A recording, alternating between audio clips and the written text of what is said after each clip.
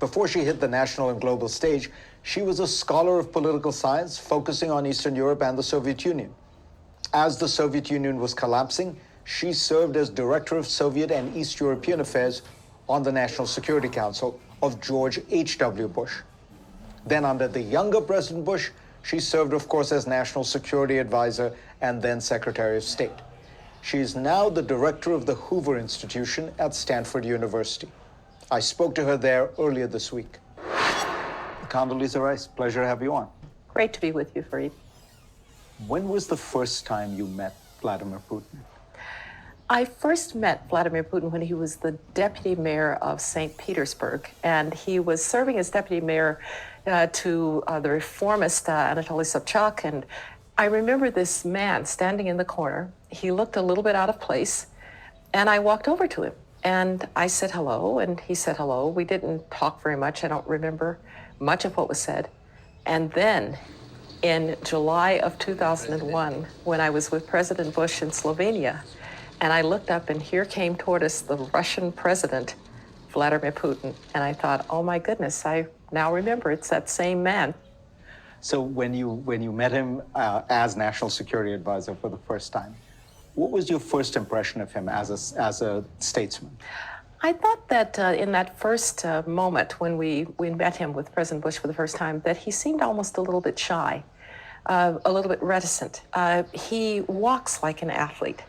There's a certain presence to him as he sort of strides in. But then as you began to talk to him, he didn't really look you in the eye. He seemed a little bit unnerved, maybe, about meeting the President of the United States for the first time. Needless to say, he went pretty quickly from shy to confident to arrogant to megalomaniacal.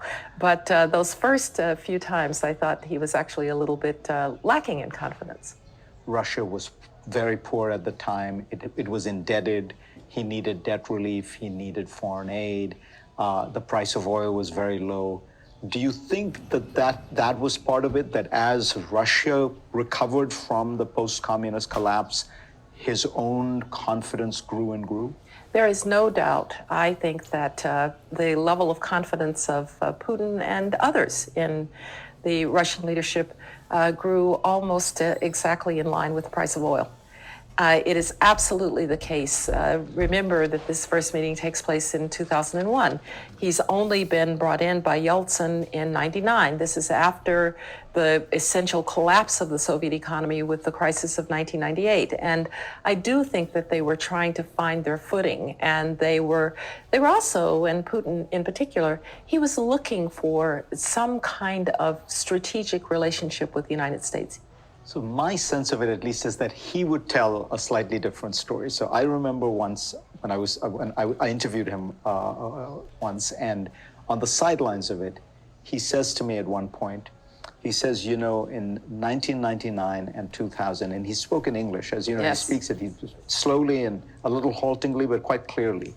He said, Bill Clinton and I, and even the Bush administration and I, we actually talked about Russia maybe joining NATO.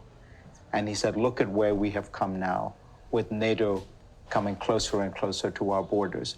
So in his mind, I think, it's fair to say, right, that he viewed NATO expansion as sort of kicking Russia while it was down. It's so interesting, Fareed, because he had that conversation with you. He wouldn't raise it with us. Interesting. I really don't remember a conversation in which he raised issues about NATO expansion. This came quite a bit later, when he began to, as the Russians have a tendency to do, misremember the conversation between Jim Baker and Eduard Shevardnadze, in which Baker supposedly said that we would never move NATO east. But of course, in the 90s, this was about German unification. This was not in 89, 90. Nobody was even thinking of the Poland or Czechoslovakia or Hungary becoming members of NATO. And the only time that I can remember it beginning to be a problem about where NATO was moving was when we began to think about putting missile defenses in Poland and in Romania, and perhaps some interceptors in the Czech Republic. At that point, he started to talk about the use of this territory to threaten the interest of Russia.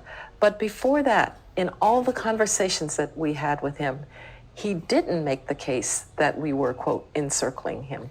But by 2008, the Bucharest Declaration, NATO basically says we have an open door to Georgia and to Ukraine. Your ambassador to Moscow at the time, Bill Burns, who is now the director of the CIA, wrote a series of cables, which thanks to various leaks we have, in which he said, and they were addressed to you, he said, this is a terrible mistake. For any Russian government, putting Ukraine into NATO is a neuralgic issue. I've talked to liberals, I've talked to conservatives. They will never allow this, they will never forget this. Kind of prescient in its way. By then, was it clear to you that? Well, I have the highest regard for Bill Burns, but it wasn't a surprise to me that this was the way that the Russians felt. But as you know, Fareed, because you've been in and around policymaking, you're often balancing two competing sets of values. We wanted to continue to have a good relationship with the Russians. We had created the NATO-Russia Council. The reward was that they sent someone who didn't even speak the language. So we were trying very hard to show that NATO had transformed, that it was something different. But the competing value is that NATO has always had a view that it is an alliance of democracies. And to say to Ukrainians or to Georgians, you're still in the Russian sphere, and therefore we have to cut this line at a particular point, and we can't allow you to even be considered. To say to these young democracies, you could never be a member of this club, that was something we weren't willing to say.